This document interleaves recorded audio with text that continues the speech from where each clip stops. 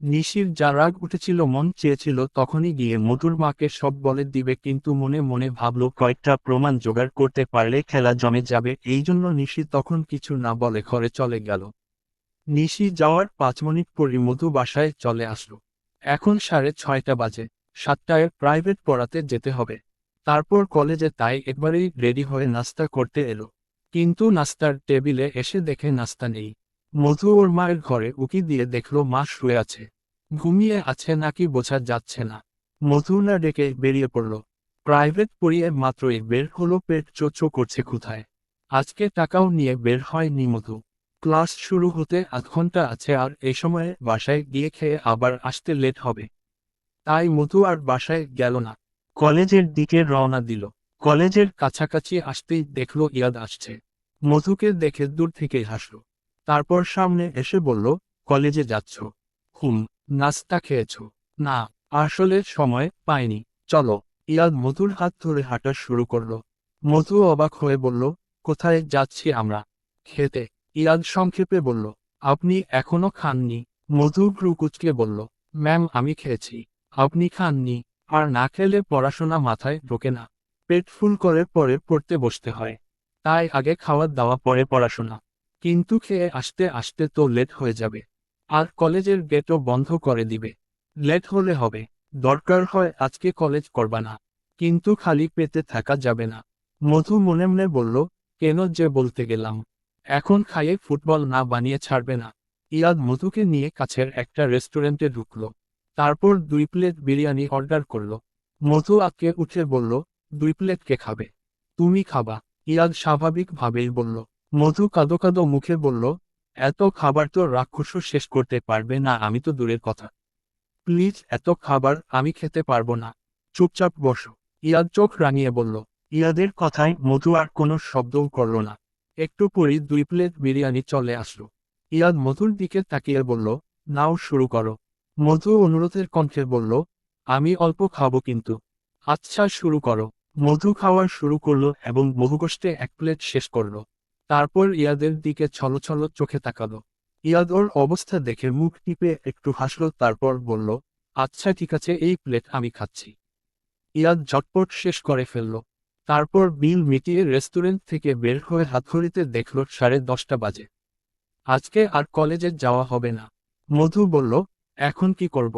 বাসায় গেলে তো আম্মু হাজারটা প্রশ্ন করবে। বাসায় যাওয়া লাগবে না, চলো আমার ভার্সিটিতে চলো, ওদের সাথে দেখা করিয়ে আনি। তারপর মধু আর ইয়াদ ভার্সিটিতে এলো।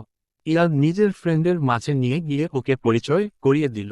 ওর বন্ধুরা মধুকে ভাবি ভাবি করে ওর কান গরম করে ফেলছে। মধু বারবার ইশারা দিচ্ছে এখান থেকে যাওয়ার জন্য, কিন্তু ইয়াদ বুঝতে পারছে না। কিন্তু রাসেল বুঝতে পারল মধুর ইশারা, তাই ইয়াদকে খোঁচা মেরে বলল, বন্ধু তোমাকে কেউ একজন ইশারায় বলছে, কাছে এসো, কাছে এসো, কাছে এসো না। রাসেলের কথায় বন্ধুদের মধ্যে সবাই হেসে দিল আর মধু লজ্জা পেল। তারপর ইয়াদ আর মধু ওদের থেকে বিদায় নিয়ে ভার্সিটি থেকে বের হয়ে কিছুদূর হাঁটতেই টিপ টিপ বৃষ্টি পড়া শুরু করলো। আশেপাশে ছাউনি পাওয়া যাচ্ছে না। দূর থেকে একটা বাস দেখে ইয়াদ হাত দিয়ে ইশারা দিল। বাস এসে ওদের সামনে স্নো হয়ে গেল, কিন্তু থামল না। ইয়াদ লাফিয়ে উঠল, তারপর মধুকেও উঠালো। বাসে উঠেই মধুর মাথা চক্কর দিতে লাগলো। এর আগে কখনো বাসে দাঁড়িয়ে যায়নি মধু। বাসের ঝাঁকুনির জন্য খালি পড়ে যেতে নেয়। ইয়াদ ব্যাপারটা লক্ষ্য করে চারপাশে দেখল একটা সিটও নেই। তাই ইয়াদ মধুকে একবারে বাসের পিছনের সাইডে নিয়ে এলো, তারপর নিজে একটা স্যান্ড ধরে এক হাতে মধুকে জড়িয়ে ধরল। মধু মাথাটা নিজের বুকের ওপর রেখে ফিসফিসিয়ে বলল, আমার গলা জড়িয়ে ধরো, তাহলে আর ঝাঁকুনি লাগবে না। ইয়াদের কথা মতো মধু ওর গলা জড়িয়ে ধরল। তারপর না চাইতেও দুজনের চোখাচোখি হয়ে গেল। মধুর চোখের দিকে চাইতেন ইয়াদের কবি নিমাই ভট্টাচার্যের একটা কথা মনে হলো, প্রহর শেষে আলোর রানা, সেদিন চৈত্র মাস।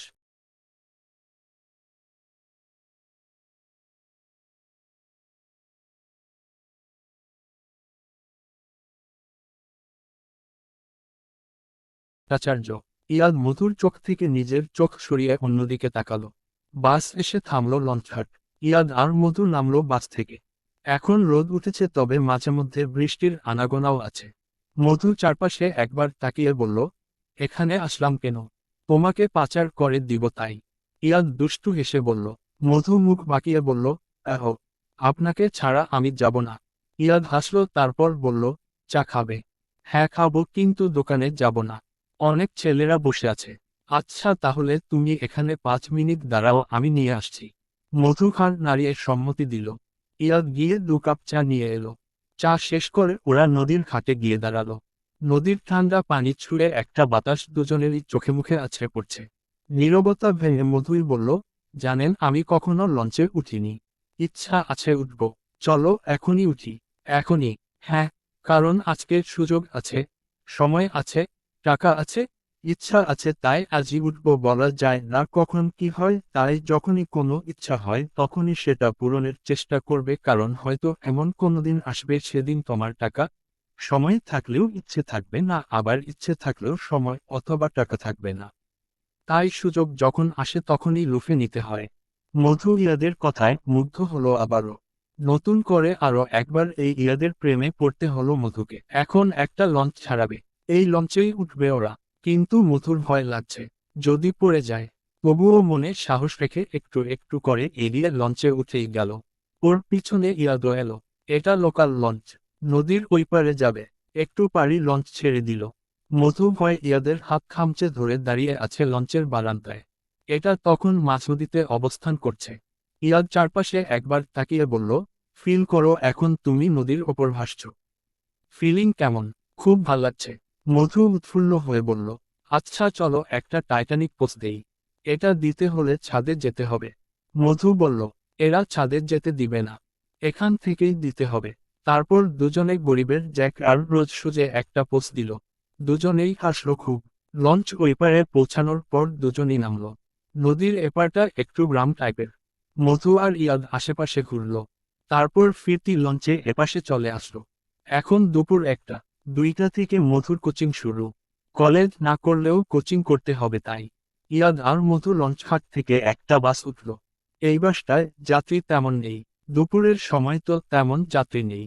10 মিনিট অপেক্ষা করে আরো 2-3 জন যাত্রী নিয়ে বাস ছেড়ে দিল। বাসের দুজের মাঝে তেমন কথা হয়নি, শুধু চোখাচোখি হয়েছে। ইয়াদের ভার্সিটির সামনে আসতেই দুজনে নেমে গেল। বাস থেকে নেমে মধু বলল, আমি বেঁচে গেলাম, আল্লাহ হাফেজ। এই দাঁড়াও, এখনো 1 ঘন্টা বাকি। দুপুরে খেয়ে তারপর যাবা। যেগুলো খাওয়াইছেন ওগুলোই তো এখনো হজম হয় নাই। হয়ে যাবে। তারপর জবরদস্তি মধুকে খেতে হলো দুপুরে, যেখানে মধু জীবনেও দুপুরে খায়নি। খাওয়া শেষ করে বের হতেই মধু আচমকা ইয়াদের হাত ধরে ফেলল। ইয়াদ ওর দিকে তাকিয়ে বলল, কি হইছে মধু? সামনে তাকান। মধু সামনের দিকে তাকিয়ে বলল। দৃষ্টি অনুসরণ করে ইয়াদও তাকালো সামনে। নিশি রাস্তার ওই পারে একটা ছেলের হাত ধরে হাঁটছে। ইয়াদ ওই দিকে তাকিয়ে ঘৃণায় অন্যদিকে তাকিয়ে বলল, ব্যাচে চলে যাও, আর এসব মেয়েদের থেকে কমপক্ষে 100 হাত দূরে থাকবা। তারপর ইয়াদ চলে গেল বাসার দিকে আর মধু নিশির পিছু পিছু, কারণ ব্যাচ শুরু হতে আরো আধ ঘন্টা বাকি। মধু নিশিকে ফলো করতে করতে কিছু দূর আসতেই হঠাৎ দেখল কেউ একজন ছুটে এসে নিশির হাত ধরে ফেলল। মধু আর একটু এগিয়ে ভালো করে তাকিয়ে বুঝতে পারল এটা সেদিনের সেই পাগলটা যেটা মধুকে দেখতে এসেছিল। মধুর হাসি আসছে প্রচুর, তবুও নিজেকে কন্ট্রোল করে কাহিনী দেখতে লাগলো। যে ছেলেটা নিশির হাত ধরে হাঁটছিল ওই ছেলেটা নিশিকে একটা থাপ্পড় মেরে চলে গেল। ছেলেটা ভেবেছে এই পাগল ছেলেটা ওর আরেকটা বয়ফ্রেন্ড। এদিকে নিশি বেকল হয়ে গেছে। এটা কি হলো? নিশি বারবার হাত ছাড়ানোর চেষ্টা করছে কিন্তু ছেলেটা ছাড়ছে না। এর মধ্যেই ছেলের মা এসে ওদের ছাড়িয়ে ছেলেটাকে নিয়ে গেল। যেতে যেতেও ছেলেটা নিশির দিকে তাকিয়েছিল। দূর থেকে মধু দেখে বলল, আহা কি মহব্বত। এটা বলেই হাসতে হাসতে নিজের ব্যাচের দিকে হাঁটা ধরল। আজকে একটা শান্তি শান্তি লাগছে মনের মধ্যে। ব্যাচে আজকে আরিয়া যায়নি। মধু ব্যাচে গিয়ে বুঝতে পারল আজকে একা যেতে হবে। হঠাৎই মনে হলো ইয়াদকে বললেই তো হয়, ও এসে নিয়ে যাবে। মধু ক্লাসের মাঝেই লুকিয়ে ইয়াদকে টেক্সট করে দিল। ব্যাচ শেষ করে মাত্রই মধু বের হয়েছে। এখনো ইয়াদ আসেনি। অন্ধকার আস্তে আস্তে আলোকে মুছে দিয়ে নিজের অস্তিত্ব কায়েম করছে। মধু ব্যাগ থেকে ফোনটা বের করে ইয়াদ ফোন দিতে নিবে, এই সময়েই ইয়াদ চলে এলো। এসেই স্বভাব মতো একটু হাসল। তারপর বলল, আজকে তোমার বান্ধবী আসেনি? না, সেই জন্যই তো আপনাকে আসতে বললাম। আমার ভয় লাগে রাস্তাটা দিয়ে যেতে। আবার কয়েকদিন যাবৎ মনে হয় কেউ যেন ফলো করে আমাদের। ইয়াদ চিন্তিত কণ্ঠে বলল, কে তোমাদের ফলো করবে? সন্দেহ হয় কাউকে? না, সন্দেহ করার মতো কাউকেই তো দেখি না। তাহলে শুধু শুধু কেউ তো ফলো করবে না। আমিও তো সেটাই বলছি। বুঝতে পারছি না বিষয়টা। মধু অস্থির হয়ে বলল, আচ্ছা চিন্তা করো না। কালকে তুমি আর আরিয়া আগে যাবে, আমি তোমাদের থেকে অনেকটা পিছনে থাকব। দেখব কে সন্দেহজনকভাবে তোমাদের ফলো করছে। আচ্ছা। এবার মধু অন্য প্রসঙ্গ নিয়ে এসে বলল, দুপুরে বাসায় যাওয়ার পর কি করলেন? বাসায় যায়নি তো। রাসেল, মাসুদ আর কয়েকজন বড় ভাইয়ের সাথে ক্রিকেট খেলছি। বাহ, আপনি তো ফুটবল ক্রিকেট সবই খেলেন। হ্যাঁ, ছোট থাকতে মাঝে মধ্যে ভাইয়া আমি বাবা খেলতাম। কখনো আমি ব্যাটিং করতাম তো কখনো ভাই না হো বাবা। মোটামুটি সব খেলার হাতেখড়ি বাবার হাতেই হয়। ইফাজ ভাইয়া খুব শান্তশিষ্ট ছিল কিন্তু আমি দুষ্ট ছিলাম, খেলার সময় প্রচুর চালাকি করতাম। ভাইয়া বুঝতে পারলেও কিছু বলতো না। এখন ভাইয়া ব্যস্ত আর বাবা ইচ্ছা থাকলেও তার ডাক্তার পুত্রের নিষেধ আছে কারণ হাঁটুতে ব্যথা। তাই ওদের সাথে খেলতে না পারলেও এখন ফ্রেন্ডদের সাথে খেলি। ও, আমার সাথে খেলবেন লুকোচুরি? ইয়াদ চোখ মেরে দুষ্ট হেসে বলল, হ্যাঁ খেলা যায়। আচ্ছা, সময় হোক, যেমন আপনার ইচ্ছা। ইয়াদ মুচকি হেসে বলল। এভাবেই কথা বলতে বলতে বাড়ির কাছাকাছি চলে এলো। এখান থেকে মধু আগে আগে হাঁটছে আর ইয়াদ পিছনে। তারপর যে যার ঘরে চলে গেল। আজকে শুক্রবার। কলেজ, ব্যাচ কিছুই নেই, তার অপর সকাল থেকে বৃষ্টি। জানালাগুলো আটকে মধু বারান্দায় গিয়ে দাঁড়িয়ে বৃষ্টি হাতে দিয়ে ছুঁড়ে অনুভব করছে। হঠাৎ মনে হলো ভিজলে কেমন হয়। তাই ইয়াদকে মেসেজ করলো, এই যে মহাশয়, চলুন না বৃষ্টিতে ভিজি। ছাদে আসুন। সাথেই সাথেই উত্তর আসলো, অসুখ বাঁধানোর জন্য। কিচ্ছু হবে না, প্লিজ আসুন না। আচ্ছা আসো। মধু খুশি হয়ে ফোনটা ব্যাগে রেখে বেরিয়ে পড়ল। ছাদের মাঝখানে এসে মুখটা আকাশের দিকে তুলে ধরে বৃষ্টি অনুভব করতে লাগলো। এরই মধ্যে ইয়াদও চলে এলো। ইয়াদ ছাদে এসেই ছাদের দরজা বন্ধ করে দিল। খোলা রাখাটা ঠিক হবে না। কে কখন দেখে ফেলে কে জানে। ছাদের দরজা আটকে মধুর সামনে এসে দাঁড়িয়ে বলল, অসুখ হলে দেখো কি করি। কি করবেন? মধু ভ্রু কুঁচকে জিজ্ঞেস করল। আগে হোক তারপরে বুঝবা। মধু মুখ ভেঙচিয়ে বলল, আপনার হলে? আমার হলেও তুমি দায়ী। তোমার জন্যই আমি ভিজছি। আমি আপনার কে? আমি বললেই আপনি ভিজবেন কেন? মধু দুষ্টুমি করে বলল, আচ্ছা তাহলে আমি চলে যাচ্ছি। এই বলে ইয়াদ হাঁটা ধরলেই মধু হাত ধরে ফেলল। তারপর বলল, সরি, সরি আর বলবো না। ইয়াদ মুচকি হাসল। মধুর নিজের চুলের খোপা ছেড়ে দিয়ে বলল, আমাকে কোলে নিতে পারবেন? বর রা যেভাবে বউদের নেয়। ইয়াদ একবার মধুর দিকে তাকিয়ে বলল, না পারার কি আছে, তবে এখন না সময় হলো নিব। মধু কিছু বলবে এই সময়ে ছাদের দরজায় খটখট আওয়াজ হয়। দরজায় কারো শব্দে দুজনেই ঘাবড়ে গেল। এখন কি করবে, কোথায় লুকাবে? পাশেই একটা সিমেন্টের থামকি আছে। ইয়াদ সেটার পিছনে লুকিয়ে পড়ল। মধু গিয়ে দরজা খুলতেই দেখল নিশি। ও মধুকে পাশ কাটিয়ে ছাদে চলে গেল। মধুও কিছু না বলে একপাশে এসে দাঁড়ালো। নিশির মতিগতি কিছু বোঝা যাচ্ছে না। চুপচাপ দাঁড়িয়ে বৃষ্টিতে ভিজছে ও।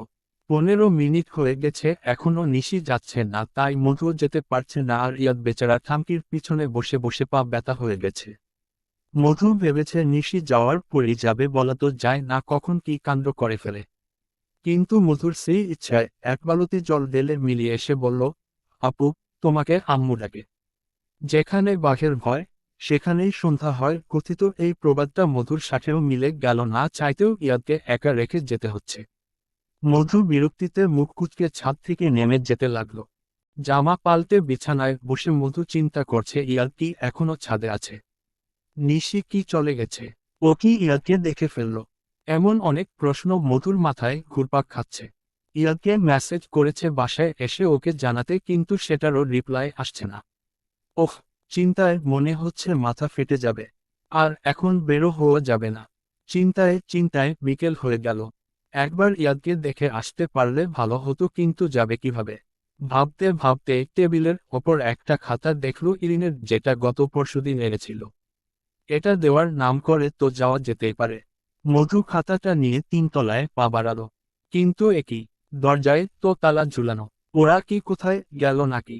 ইয়াদ তো মধুকে কিছু বলেনি নাকি রাগ করেছে ওকে ওভাবে একা রেখে আসে? মধু 5 মিনিট তিনতলার ফ্ল্যাটের সামনে ঘোরাঘুরি করে আবার নিজের ঘরে চলে এলো। তারপর ফোনটা বের করে ইয়াদকে ফোন দিল কিন্তু ফোন বন্ধ। টেনশন হচ্ছে মধুর, কোথাও যাবে একবারও বলবে না। মধুর কষ্ট লাগলো, চোখ দিয়ে পানি বের হতে নিলেও সে সামলে নিয়ে ফোনটা ব্যাগে রেখে দিল। কিন্তু ভেতরে অস্থিরতা ঠিকই কাজ করছে। হঠাৎ মনে পড়ল আইরিন রহমানের ফোন দিয়ে ইরিনকে কল দিলেই তো হয়। মধু ইরিনের নাম্বারে কল দিল কিন্তু ফোন কেউ রিসিভ করছে না। ওদের আর নাম্বারও নেই মধুর কাছে। খুব ভয় লাগছে মধুর। এমন কি হলো যে সবাই একসাথে গায়েব হয়ে গেল? মধু পড়ছিল, ঠিক পড়ছিল বললে ভুল হবে, বইটা সামনে রেখে বসেছিল। চিন্তা মাথায় রেখে কি পড়া হয়। বিরক্তিতে বইটা বন্ধ করে মধু উঠে দাঁড়ালো। কিছুক্ষণ পায়চারি করে আবার কল দিল ইয়াকে, না এবারও ফোন বন্ধ। চিন্তা বেড়েই চলছে মধুর। এখন রাত 11:00 বাজে। মধু আবার কল দিল। এবার ফোনে কল ঢুকছে না। মধুর বুক টিপটিপ করছে। কল কেটে যাবার আগেই ইয়াদ কল ধরল। মধু প্রায় সাথে সাথেই উত্তেজিত কণ্ঠে বলল, আপনি কোথায়? কি হয়েছে আপনার? কল ধরছেন না কেন? ইয়াদ কিছু বলল না। মধু উদ্বিগ্ন কণ্ঠে আবার বলল, কি হলো বলুন না। আমার দাদু মারা গেছেন একটু আগে। উমার সাথে পরে কথা বলবো। ইয়াদ এতটুকুই বলল ধরা গলায়। ফোনের এপাশ থেকেও মধু বুঝতে পারল ইয়াদের প্রচুর কষ্ট হচ্ছে। কেন যেন মধুরও খারাপ লাগা ভর করল। এতক্ষণ দুশ্চিন্তা আর এখন খারাপ লাগা। এপাশ ওপাশ করতে করতে কখন চোখ লেগে এসেছিল মধু টেরও পায়নি। সকালে তাড়াতাড়ি উঠেই ইয়াদকে কল করল। ইয়াদ কল ধরেনি। না ধরাটাই স্বাভাবিক। মধু ফ্রেশ হয়ে রুমে আসতেই চোখ কপালে চলে গেল। ওর ফোন মিলির হাতে। মধু ভুলিয়ে গিয়েছিল ফোনটা লুকাতে। মধু ফোনটা নিয়ে বেরিয়ে যেতে নিলেই মধু খপ করে ওর হাত ধরে বলে, মিলি কাউকে বলিস না প্লিজ। না আমাকে ছাড়ো, আমি আম্মুর কাছে যাব। মধু অসহায় কণ্ঠে বলল, প্লিজ বলিস না। তোর যা লাগবে বল আমি দিব। মিলি তবুও শুনল না। এমনিতেই মন মেজাজ খারাপ, তার উপর আবার মিলির এই আচরণ মধুর ভাল লাগলো না। মিলিকে সপাটে একটা থাপ্পড় দিয়ে ফোনটা নিয়ে নিল কিন্তু মধু বুঝতে পারেনি রাগের মাথায় করা কাজটা ওর বিপদ ডেকে আনতে পারে। ঠিক তাই হলো, মিলি গিয়ে আইরিন রহমানকে সব বলে দিল। আইরিন রহমান এসে মধুকে উড়াধুরা মায়ের শুরু করলো। ওর থেকে ফোনটাও নিয়ে নিল। প্রচুর মার খাওয়ায় মধু জ্ঞান হারালো। যখন জ্ঞান ফিরল তখন দুপুর। সারা শরীরে কালশিটে দাগ। আস্তে আস্তে উঠে দাঁড়ালো। মাথা ঘুরছে, শরীরে ব্যথা। কোনো মতে বিছানায় বসে ব্যথার ওষুধ খেয়ে শুয়ে থাকলো। বিকলে ঘুম থেকে উঠতেই বুঝতে পারলে ব্যথা নেই, তবে দাগগুলো স্পষ্ট। মধু গোসল করে নিল। ভাত খাওয়ার রুচি নেই। সন্ধ্যার সময় ওর মা এসে ফুল হাতার একটা ব্লাউজ আর শাড়ি দিয়ে বলল, চুপচাপ রেডি হও। কিচ্ছু বলল না মধু, চুপচাপই রেডি হলো। পাত্রপক্ষের কথাবার্তা শেষ হওয়ার পর পাত্র বলল মধুর সাথে কথা বলবে। মধুও গেল। ছেলের নাম ইমন। ছেলে মধুকে বলল, আপনার কি বিয়েতে আপত্তি আছে? হ্যাঁ, আমি অন্য একজনকে ভালোবাসি। বিয়ের আগে এমন থাকেই। যাই হোক, আমি আপনাকেই বিয়ে করব। এটা বলে ছেলেটা চলে যেতে নিলেই মধু বলে উঠল, আমি প্রেগন্যান্ট জানার পরও বিয়ে করবেন আমাকে? ছেলেটা মুহূর্তেই ঘুরে তাকালো। তারপর তীক্ষ্ণ দৃষ্টিতে তাকিয়ে বলল, আপনি প্রেগন্যান্ট, তার প্রমাণ কি? ও আচ্ছা, প্রমাণ লাগবে তো দাঁড়ান দেখাচ্ছি। এই বলেই মধু প্রেগন্যান্সি কিটটা ইমনকে দেখালো। ইমন কিটটা দেখেই মুখ গম্ভীর করে ফেলল। কিটে স্পষ্ট প্রমাণ করছে মধু প্রেগন্যান্ট। অবিবাহিত মেয়ে প্রেগন্যান্ট। বিষয়টা সবার কাছেই দৃষ্টিকটু। তার ওপর মেয়েটা নিজের মুখে বলছে, আবার প্রমাণও দেখাচ্ছে। ইমন প্রেগন্যান্সির কিটটা দেখে আর কিছু বলল না। বসার ঘরে চলে এলো। ওর পিছনে মধুও এলো। ইমন এসেই বাবা মাকে বলল, চলো এখান থেকে। ওর মা ভ্রু কুঁচকে বলল, কেন, কি হয়েছে? মেয়ে বিয়ের আগেই প্রেগন্যান্ট, নিজের মুখে বলছে। এই মেয়ে বিয়ে করা যাবে না। ইমনের কথা শুনে ঘরের মধ্যে নিঃশব্দে একটা বজ্রপাত হলো। আইরিন রহমান মধুর দিকে এমন ভাবে তাকালো যাতে এটা স্পষ্ট ওর কপালে দুর্ভোগ আছে। আর এদিকে ছেলে পক্ষ আইরিন রহমানকে অপমান করে বেরিয়ে গেল।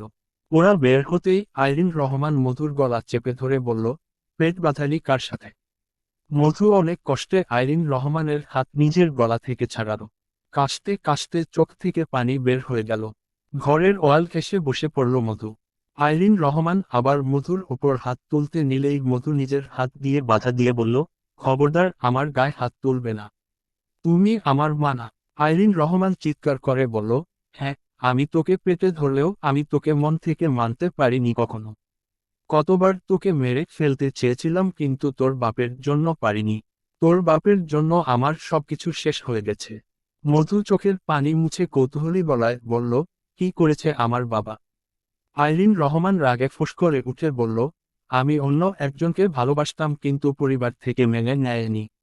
বিয়ের পর তোর বাপকে বলছিলাম আমাকে মুক্তি দিতে, কিন্তু না, তোর বাপ আমাকে জোর করেছে তার সাথে সংসার করার জন্য। বিয়ের 4 মাস পর জানতে পারি আমি প্রেগন্যান্ট। অনেক চেষ্টা করি অ্যাবর্শন করানোর কিন্তু তোর বাবা করতে দেয়নি। তোকে আমি কখনো মন থেকে চাইনি, কখনো না। মধু উঠে দাঁড়ালো। টেবিল থেকে আইরিন রহমানের ফোনটা নিয়ে আরিয়াকে ফোন করলো।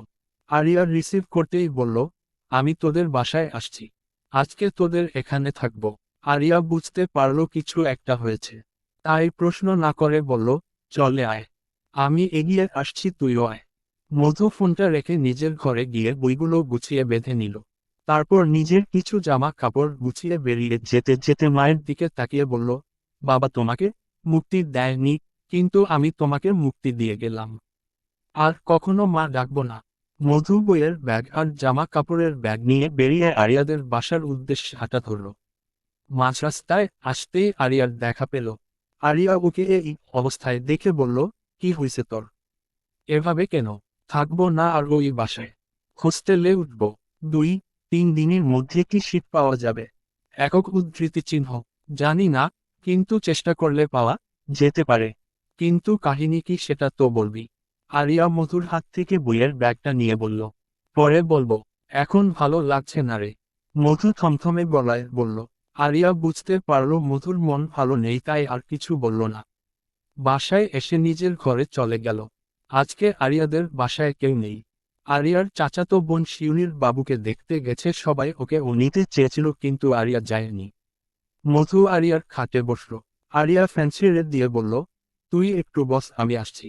মধু কিছু বলল না, নিশ্চুপে বসে রইল। একটু পর আরিয়া একটা ঢাকনা দেওয়া একটা প্লেট এনে বলল, আগে ফ্রেশ হয়ে নে, তারপর খেয়ে নে। মনে হয় না সারাদিনে কিছু খেয়েছিস। মধু আরিয়ার কথার কোনো জবাব না দিয়ে বলল, তোর ফোনটা একটু দিবি। আরিয়া নিজের ফোনটা এগিয়ে দিল। মধু ইয়াদকে ফোন দিল। ইয়াদ রিসিভ করতেই মধু বলল, হ্যালো, আমি মধু। হ্যাঁ বলো, এখন কি অবস্থা? কোথায় আপনারা? আব্বু প্রচুর ভেঙে পড়েছে। ভাইয়া আব্বুর সাথে আছে আর ইরিন আম্মুর সাথে। আমরা কুষ্টিয়া আছি, আসতে 5-6 দিন লাগতে পারে। আচ্ছা আঙ্কেল, আন্টির খেয়াল রাখবেন, ভালো থাকবেন। তুমিও নিজের খেয়াল রাখো, আল্লাহ হাফেজ। মধু ফোন রেখে দিল। এই অবস্থায় আর টেনশনে ফেলা ঠিক হবে না ইয়াদকে, তাই আর মধু কিছু বলল না। ওয়াশরুমে গিয়ে ফ্রেশ হয়ে এসে খেয়ে শুয়ে পড়ল। আরিয়া ওর রুমের লাইট বন্ধ করে অন্য রুমে চলে গেল। এখন মধুর রেস্টের প্রয়োজন।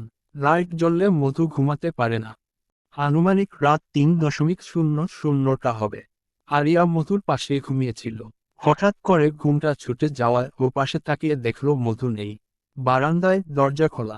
আরিয়া গায়ে ওড়না জড়িয়ে বারান্দায় গিয়ে দেখল মধু বারান্দার গ্রিল ধরে দাঁড়িয়ে আছে পাথুরে ভঙ্গিতে। মনে হচ্ছে যেন ওর ভেতরে প্রাণ নেই। কাঁদছে কি না অন্ধকারে সেটাও বোঝা যাচ্ছে না। আরিয়া গিয়ে মধুর কাঁধে হাত রাখল। ওর কোনো ভাবান্তর নেই, যেভাবে দাঁড়িয়ে ছিল সেভাবেই দাঁড়িয়ে আছে। আরিয়া মধুকে মৃদু ধাক্কা দিয়ে বলল, এই মধু, এখানে দাঁড়িয়ে আছিস কেন? এবার মধু একটু নড়েচড়ে পাশে রাখা একটা চেয়ারে বসল। আরিয়াও ওর পাশের চেয়ারে বসে পড়ল। আচমকা মধু আরিয়াকে জড়িয়ে ধরে কান্না করে দিল। মধুর আচমকা জড়িয়ে ধরায় আরিয়া অবাক হলো, তবে নিজেকে সামলে ওর মাথায় হাত বুলিয়ে দিতে লাগলো। কিছুক্ষণ পর মধু ওকে ছেড়ে দিয়ে নিজের চোখের পানি মুছে ভেজা গলায় বলল, তুই গিয়ে শুয়ে পড়, আমার ঘুম আসছে না। ঘুম আমারও আসছে না। তুই আগে এটা বল, কি হয়েছিল আসলে যে তুই এভাবে বাড়ি ছেড়ে চলে এলি? তুই বাড়িতে আমার কেউ নেই, ওখানে থেকে কি হবে? মধু ভেজা কণ্ঠে বলল, কি হইছে একটু স্পষ্ট করে বল না। আরিয়া উত্তেজিত কণ্ঠে বলল, মধু বৃষ্টিতে ভেজার পর থেকে যা যা হয়েছে সব বলেছে। সব শোনার পর আরিয়া বলল, যা করছিস ঠিক করছিস, আমি হলে আরো আগেই বেরিয়ে আসতাম। কিন্তু একটা জিনিস বুঝলাম না, তুই প্রেগনেন্সির কিটটা পেলি কোথায়? ময়লার বালতি থেকে নিয়েছিলাম। আইরিন রহমান তার মায়ের বাসায় যাওয়ার পর আমাকেই ময়লা ফেলতে হতো। তো একদিন ময়লাওয়ালা আমাদের ঘরের সামনে ময়লার বালতি রেখে ওপরে গিয়েছিল ময়লা আনতে। আমি যখন ময়লা দিতে গেলাম তখন দেখি ময়লার বালতিতে এই কিটটা পড়ে আছে। আমার কৌতূহল জাগলো। আমি ওটা নিয়ে নিলাম। ঘরে গিয়ে এটা ভালো করে দেখলাম। এতে দুইটা দাগ স্পষ্ট। তার মানে এটা যার, সে এখন প্রেগন্যান্ট। তো আমার কৌতূহল শেষ, কিন্তু আমি ওটা ফেলতে ভুলে গেছিলাম। কাল যখন আইরিন রহমান আমাকে বলল রেডি হতে, তখন এটা আমি আমার ড্রেসিং টেবিলের এক কোণায় পেয়েছিলাম। ওটা পাওয়ার পরই মাথায় এই বুদ্ধিটা এসেছিল। আরিয়া সব শুনে হেসে ফেলল। সময়টা হাসির না হলেও এই ঘটনা শোনার পর হাসতে বাধ্য হয়েছিল আরিয়া। মধুও একটু হাসল। তারপর আরিয়া বলল, যাক, যা করেছিস ভালোই করেছিস, কিন্তু এটা মনে রাখিস ইরাদ ভাইয়া এটা শোনার আগেই তাকে সবটা বলে দিস, তা না হলে তোকে ভুল বুঝতে পারে। চেয়েছিলাম তখনই বলতে, কিন্তু ওনার দাদা মারা গেছেন তাই বলতে পারিনি। ও আচ্ছা, সুযোগ পেলে বলে দিস। আর শোন, তুই ঘুমিয়েছিলি বলে বলতে পারিনি, তোর জন্য একটা সিট পেয়েছি। সমস্যা হলো ইন্টার ফার্স্ট ইয়ারদের সাথে থাকতে হবে তোকে। সেকেন্ড ইয়ারের হলে সিট নেই। সমস্যা নেই, কালই উঠব। মধু বলল, আচ্ছা তাহলে চল শুয়ে পড়ি, সকালে উঠতেও হবে। হুম। আরিয়া আর মধু গিয়ে শুয়ে পড়ল। মনে অশান্তি নিয়ে ঘুমানো যায় না। তবুও মধু শুয়ে রইল। 4 দিন পরের কথা। মধু হলে শিফট হয়ে গেছে 4 দিন আগেই। হলে ফোন এলাও না, তাই ইয়াদের সাথে 4 দিন ধরে কথা হয় না। আবার কলেজেও আরিয়া ফোন আনে না। আজকে বিকেলে মধু শুয়েছিল। হঠাৎ আরিয়া আসলো। ওকে দেখে মনে হলো ও খুব তাড়াহুড়ায় এসেছে। মধু ওকে দেখে উঠে বসলো। তারপর বলল, কি রে, কি হয়েছে? এখনই রাস্তায় যা, ইয়াদ ভাইয়া আসছে। ইয়াদের কথা শুনে মধু লাফিয়ে উঠে ওনা মাথায় দিয়ে এক দৌড় দিল। এক দৌড়ে রাস্তায় চলে এলো। রাস্তার বিপরীত পাশে ইয়াদ দাঁড়িয়ে আছে, 2 হাত পকেট ঢুকিয়ে। মধু রাস্তা পার হয়ে সোজা এসে ইয়াদকে জড়িয়ে ধরল। একটু পর ছেড়ে দিয়ে বলল, কেমন আছেন? ভালো, কিন্তু তুমি এখানে কেন? অনেকবার ফোন দিয়েছিলাম, ওই ফোনে ফোন বন্ধ। তারপর তোমার বান্ধবীকে ফোন দিয়ে জানতে পারলাম তুমি এখানে। কি হয়েছে? মধু বলল, একটু পর আজান দিবে। এখনই হলের গেট বন্ধ করে দিবে। আমাকে ভেতরে যেতে হবে এখনই। আমি আপনাকে কাল সকালে সব বলবো। আপনি কাল সকালে এখানে আসবেন। এটা বলে মধু চলে যেতে লাগলো। হঠাৎ কিছু একটা মনে হওয়ায় আবার ফিরে এসে ইয়াদের হাত ধরে বলল, আমাকে কখনো অবিশ্বাস করবেন না। আপনি অবিশ্বাস করলে আমি শেষ হয়ে যাব। ইয়াদ ভরসা দিয়ে বলল, আমি তোমাকে বিশ্বাস করি। আমি জানি তুমি কোনো ভুল করনি। মধু আরও একবার ইয়াদকে জড়িয়ে ধরে হলের উদ্দেশ্যে পা বাড়ালো। আর ইয়াদ মধুর যাওয়ার পানে চেয়ে রইল। মধু হলের ভেতর চলে যাওয়ার পর সেও চলে গেল। নিহা, প্লিজ আমাকে বিরক্ত করা বন্ধ করো। আমি একজনকে ভালোবাসি, তোমাকে কতবার বলবো? বুঝতে চাও না কেন তুমি? ইফরাজ রেগে কথাগুলো বলল। কিন্তু আমার কি হবে ইফরাজ? আমি তোমাকে ছোটবেলা থেকে ভালোবাসি। তোমার জন্য জীবনে কারোর সাথে জড়াইনি। কিন্তু কখনো আমি আমার ভালোবাসাকে সম্মান করনি। নিহা আক্ষেপের সুরে বলল, আমি তোমাকে ভালো বন্ধু ছাড়া অন্য কিছু ভাবিনি কখনো। এতে আমার কি দোষ? চাইলেই কারোর জন্য ভালোবাসা আসে না, আবার না চাইতেও কারোর জন্য মন অস্থির হয়। আমি চাইবো আমাদের বন্ধুত্ব যেন আমার নষ্ট করতে না হো তোমার জন্য। ইফাজ অন্যদিকে তাকিয়ে কাটকাট গলায় জবাব দিল। ইফাজের কঠিন কথার বানে নিহার চোখতয় হতে ফোঁটা অশ্রু গড়িয়ে পড়ল। তবুও নিজেকে সামলে নিহা ম্লান হেসে বলল, ভালো থেকো। আমি আর কখনো ভালোবাসি বলবো না, কিন্তু আমার একটা রিকোয়েস্ট রাখতেই হবে। ইফরাজ নিহার দিকে জিজ্ঞাসামূলক চাহনি নিয়ে তাকালো। নিহা নিজের ব্যাগ থেকে একটা টিফিন বক্স বের করে বলল, তোমার জন্য বানিয়েছি। নিলে খুশি হব। নিহার করুণ গলার স্বর আর কাতর চাহনি ইফাজকে বক্সটা নিতে বাধ্য করল। ইফাজ বক্সটা নিয়ে টেবিলের একপাশে রাখল। নিহা মৃদু হেসে বলল, তুমি আমাকে নাই ভালোবাসলে, কিন্তু আমাকে ভালোবাসতে বাধা দিও না। তোমাকে না ভালোবাসলে আমি দম আটকে মারা যাব। এটা নিশ্চয় তুমি চাইবে না, তাই প্লিজ আমাকে বাধা দিও না। এটা বলে নিহা চেম্বার ছেড়ে বেরিয়ে গেল। ইফাজ আর নিহা ক্লাসমেট। ইন্টার পর্যন্ত একসাথে পড়লেও তারপর আলাদা হয়ে যায়। তবে আলাদা হলেও নিহা এক মুহূর্তের জন্যেও ইফাজকে ভোলেনি। দেশে বসে ইফাজের অপেক্ষা করেছে। এই দীর্ঘ 25 বছরের জীবনে শুধু ইফাজকে ভালোবেসেছে। তবে এই ভালোবাসাটা একতরফা। নিহা নিজের জীবন দিয়ে বুঝেছে একতরফা ভালোবাসার অভিশাপ। ভালোবাসার মানুষের চোখে অন্য একজনের জন্য ভালোবাসা দেখা যে কতটা কষ্টের এটা তারাই বোঝে যারা কাউকে একতরফাভাবে ভালোবেসেছে। তবে ইফাজের নিহার জন্য আফসোস হয়, কিন্তু তবুও কিছু করার নেই। ইফাজ দীর্ঘশ্বাস ছেড়ে রোগী কল করা শুরু করল। এখন সকাল 9টা বাজে। ইয়াদ মধুর হোস্টেলের সামনে দাঁড়িয়ে আছে। হোস্টেলের গেট দিয়ে একটু পরপরই কয়েকটা মেয়ে যাচ্ছে আর ইয়াদের দিকে এমনভাবে তাকাচ্ছে যেন ছেলে দেখেনি। ইয়াদ বেশ অস্বস্তি লাগছে।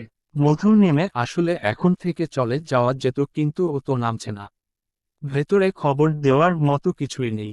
ইয়াদ বিরক্তি নিয়ে এদিক সেদিকে তাকাতে তাকাতেই খেয়াল করল মধু আসছে। ইয়াদও একটু এগিয়ে গেল। মধু আসতেই বলল, এত দেরি লাগলো যে? মধু ভ্রু কুঁচকে বলল, কোথায় এত দেরি হলো? আপনি আসছেন 9টায় আর আমি আসছি 9টা 5-এ। তোমাদের হোস্টেলে মেয়েগুলা কেমন যেন?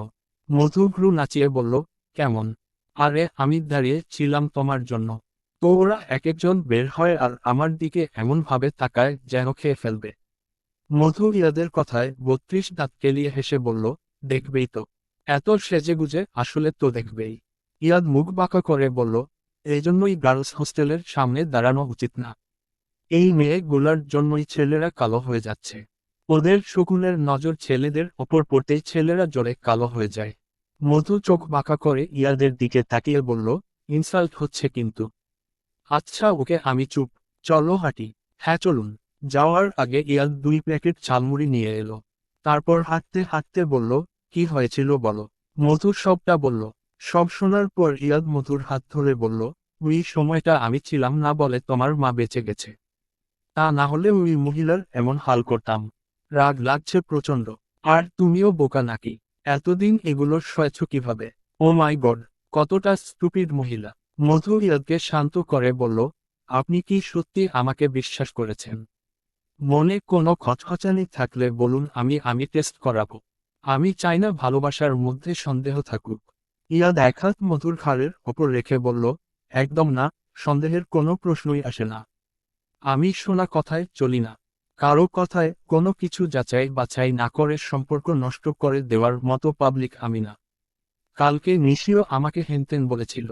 আমারও মেজাজ গরম হয়েছিল। প্রথমত তুমি কেন বাড়ি ছেড়ে চলে গিয়েছো সেটা সঠিক জানতে পারিনি, দ্বিতীয়ত কালকে তোমাকে দেখে বুকের ভেতরটা কেমন করে উঠেছিল। তাই আমি তোমাদের হোস্টেল থেকে গিয়ে ছাদে দাঁড়িয়েছিলাম, তখনই নিশি এসে আজেবাজে কথা শুরু করেছিল। তারপর আর কি আমার মাথা গরম হয়ে গিয়েছিল আর আমি ঠাটিয়ে এক চড় দিয়ে চলে এসেছি। ইয়াদের কথা শুনে মধুর ঠোঁট টিপে হাসল। তারপর বলল, কিন্তু একটা বিষয় বুঝলাম না, আপনি এত তাড়াতাড়ি আমার প্রেগন্যান্টের বিষয়টা যে মিথ্যা এটা বিশ্বাস করে নিলেন কি করে? মধুর কথা শুনে ইয়াদ দুষ্টু হেসে বলল, ধুর বললেই হলো নাকি? আমি তো এখনো কিছু করলামই না। বাচ্চার কোথা থেকে আমদানি হবে? মধু ইয়াদের কথার ইঙ্গিত ধরতে পেরে চোখ ছোট ছোট করে বলল, আপনি একটা অসভ্য। ইয়াদ মধুর কথায় হাসল। মধুও হাসছে। তারপর আরো অনেকক্ষণ দুজনেই কথাবার্তা বলার পর যখন কলেজের কাছাকাছি পৌঁছালো তখন হঠাৎ করেই মধু বলল, আচ্ছা সেদিন আপনি ছাদ থেকে কখন নেমেছেন? নিশি কি আপনাকে দেখেছিল? ইয়াদ বলল, তুমি যাওয়ার 5 মিনিট পরে নিশি চলে যায়। আর ও নামার 2 মিনিট পর আমি নামি। ঠান্ডায় পুরো কাশাকাশি শুরু হয়ে গেছিল আমার। মধুর অপরাধী দৃষ্টিতে তাকিয়ে বলল, সরি, আমি আপনাকে একা রেখেই চলে গিয়েছিলাম। ইয়াদ মৃদু হেসে বলল, ইট শৌকে। তার একটু পরই জানতে পারি দাদু নাকি ভীষণ অসুস্থ। ও আমরা সবাই তাড়াতাড়ি বেরিয়ে পড়ি। ফোনে চার্জ ছিল না আমার, তাই তোমাকে বলতে পারিনি। তখন কথা বলার মতো পরিস্থিতিও ছিল না। এরপর কালকে সকাল থেকে তোমাকে অনেকবার কল দিয়েছিলাম কিন্তু ফোন বন্ধ ছিল। এতটুকু বলার পর ইয়াদ থামল, তারপর আবার বলল, যাক বাদ দাও। এখন বল নাস্তা করছো? ইয়াদের কথা শুনে মধুর ওই দিনের কথা মনে পড়ে গেল। তাই মধু তাড়াতাড়ি বলল, করেছি করেছি। এমনিতেও মধু নাস্তা করে বেরিয়েছিল। মধুর উত্তর শুনে ইয়াদ জোরে জোরে হেসে দিল। তারপর হাসি থামিয়ে বলল, সত্যি তো? সত্যি। আচ্ছা তাহলে কলেজে যাও। আর হোস্টেলে ঢোকার আগে একটু বাইরে দাঁড়িও। আমি আসব। মধু মাথা নেড়ে একটা মিষ্টি হাসি উপহার দিয়ে কলেজের ভেতর চলে গেল। 5 দিন থেকে আইরিন রহমানের শরীর খারাপ। কেমন যেন বিছানা থেকে উঠতে ইচ্ছে করে না, হাত পা অবশ হয়ে আছে। এইটা তার নতুন কোনো রোগ নয়, মাঝেমধ্যেই এমনটা হয়। তখন মধুর সবকাজ করে হাতে পায়ে, মাথায় তেল মালিশ করে দেয়। কিন্তু এখন এগুলো করার মতো কেউ নেই। মিলি নিজের ঘরে নিজের মতো আছে। ডাকলে আসে, না ডাকলে কথা নেই। আজ কেমন যেন একটু সূক্ষ্ম অনুভূতি কাজ করলো তার মধুর জন্য। আস্তে আস্তে বিছানা থেকে উঠে বসলো আইরিন রহমান। এক কদম হাঁটতেই মাথা ঘুরে পড়ে যেতে নিলেই ওয়ার্ড্রোব ধরে ফেলেন। তারপর আবার বিছানায় ফিরে এসে শুয়ে পড়লেন। শরীর চলছে না। ইফাজ মাত্রই বেরিয়েছে চেম্বার থেকে। এখন বিকেল 5টা। কয়েকদিন ধরেই তার ভালোবাসার মানুষটার সাথে দেখা হয় না। কি জানি কোথায় গেছে।